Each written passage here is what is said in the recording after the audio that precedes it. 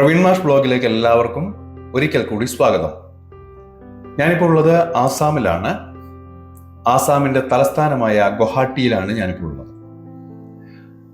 ഇവിടെ ഈ ബ്രഹ്മപുത്ര നദിയെ ക്രോസ് ചെയ്തുകൊണ്ട് ഒരു കേബിൾ കാർ ഉണ്ട്. അത്യാവശ്യം വലുപ്പമുള്ള കേബിൾ കാറാണ്. ആ ബ്രഹ്മപുത്ര നദിയുടെ വടക്കും തെക്കുമുള്ള കരകളെ ബന്ധിപ്പിക്കുന്ന കേബിൾ കാർ. അതിലൂടെ ഒന്ന് യാത്ര ചെയ്യാൻ വേണ്ടിയാണ് ഞാനിപ്പോൾ വന്നിട്ടുള്ളത്. ഇതിന് പറയുന്നത് ഗുവാഹത്തി റോപ്പ് വേ. ഈ റോപ്പ് വേയുടെ മുന്നിലാണ് ഞാനിപ്പോൾ നിൽക്കുന്നത്. Ticket charge up and down 200 രൂപയാണ്. കുറച്ചധികം യാത്രികര് ഈ റോപ്പ് വേ കാണാൻ വേണ്ടിയിട്ട് ഇവിടെ എത്തിയിട്ടുണ്ട്. സാധാരണ റോപ്പ് വേയിൽ ഇരിക്കാനുള്ള സൗകര്യം ഉണ്ടാവും. ഞങ്ങൾ ഈ കയറിയിരിക്കുന്ന റോപ്പ് വേയുടെ അവസ്ഥ വെച്ചാൽ അത്യാവശ്യം സൗകര്യമൊക്കെ ഉണ്ട്. പക്ഷെ എന്താ, അതിൽ ഇരിക്കാനുള്ള സൗകര്യമില്ല, പിടിച്ചു നിൽക്കണം. ഒരു 10 മിനിറ്റ് യാത്രയുണ്ട് അക്കരയ്ക്കെത്താൻ. 1.8 കിലോമീറ്റർ കൃത്യമായി പറയുകയാണെങ്കിൽ അതാണ് അതിന്റെ നീളം.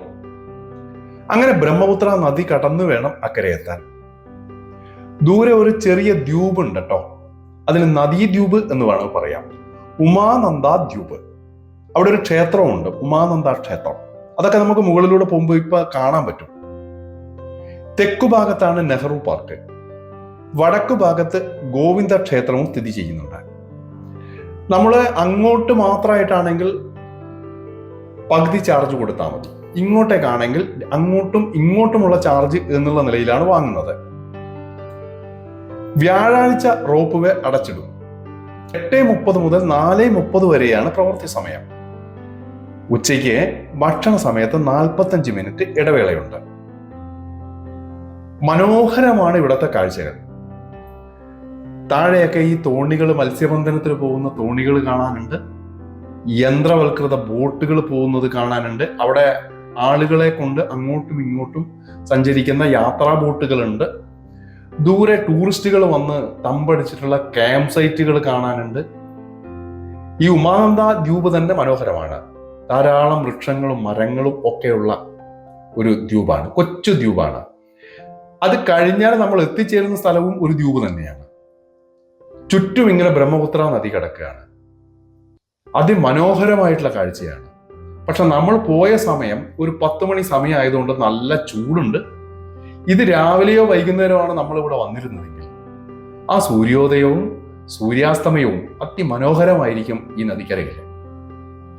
അപ്പൊ ഇവിടെ വന്നു കഴിഞ്ഞാൽ വലിയ ചെലവൊന്നുമില്ല. നമുക്ക് ആ ടൗണിൽ തന്നെയാണ്, വന്ന് കണ്ടിട്ട് വേണം നിങ്ങൾ പോവാൻ. മിസ് ചെയ്യേണ്ട മനോഹരമായ റോപ്പ് വേ ആണ്. സാധാരണ ഒരു മലയിൽ നിന്ന് വേറൊരു മലയിലേക്കാണ് റോപ്പ് വേ ഉണ്ടാവുക.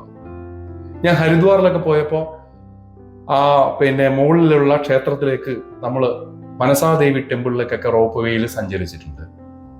അത് താഴെ നിന്ന് മുകളിലേക്കാണ് പോകുന്നത്. ഇത് അങ്ങനെയല്ല. ഒരു നല്ല ഹൈറ്റിലേക്ക് ഈ കെട്ടിടം ഉണ്ടാക്കിയിട്ട് അവിടെ നിന്ന് ഒരേ ലെവലിൽ നേരെ അങ്ങോട്ടേക്ക് പോവുകയാണ് ചെയ്യുന്നത്. അപ്പുറത്ത് പോയിട്ട് ഇപ്പുറത്തോട്ടേക്ക് തിരിച്ചു വരാം. ഏകദേശം ഒരു അങ്ങോട്ടും ഇങ്ങോട്ടുമായിട്ട് ഒരു അരമണിക്കൂർ സമയം നമുക്കെടുക്കും. ഇതൊക്കെയാണ് ഈ റോപ്പ് വേയിലുള്ള അനുഭവങ്ങളായിട്ട് എനിക്ക് നിങ്ങളോട് പറയാനുള്ളത്. നമ്മൾ പുറത്തേക്ക് വന്നപ്പോൾ ഇനി തുടർ യാത്രയ്ക്കുള്ള നമ്മളെ വണ്ടി അവിടെ റെഡി ആയിട്ടുണ്ടല്ലോ. നമ്മുടെ വണ്ടിയുടെ ആ ഉടമസ്ഥനും ഡ്രൈവർമാരും ജീവനക്കാരും അവിടെ റെഡി ആയിട്ടുണ്ട്.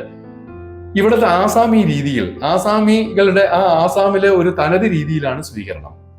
അവിടുത്തെ ഒരു പ്രത്യേകതയുള്ള തോർത്തുകളൊക്കെ നമ്മളെ തോർത്തുകൾ ഇട്ടിട്ടാണ് നമ്മൾ സ്വീകരിക്കുന്നത്. ഒരു സ്വീറ്റ്സും നമുക്ക് തരുന്നുണ്ട്. അപ്പൊ നമ്മൾ യാത്ര തുടങ്ങുകയാണ്. ആസാമിലെ കാമാഖ്യ ടെമ്പിളിലേക്കാണ് നമ്മൾ ആദ്യം പോകുന്നത്. അത് അടുത്ത വീഡിയോയിൽ ഞാൻ കാഴ്ചകളായിട്ട് നിങ്ങൾക്ക് കാണിക്കാം. തൽക്കാലം ഞാൻ ഈ വീഡിയോ ഇവിടെ വൈൻഡപ്പ് ചെയ്യുകയാണ്. എല്ലാവർക്കും നന്ദി, നമസ്കാരം. Thank you.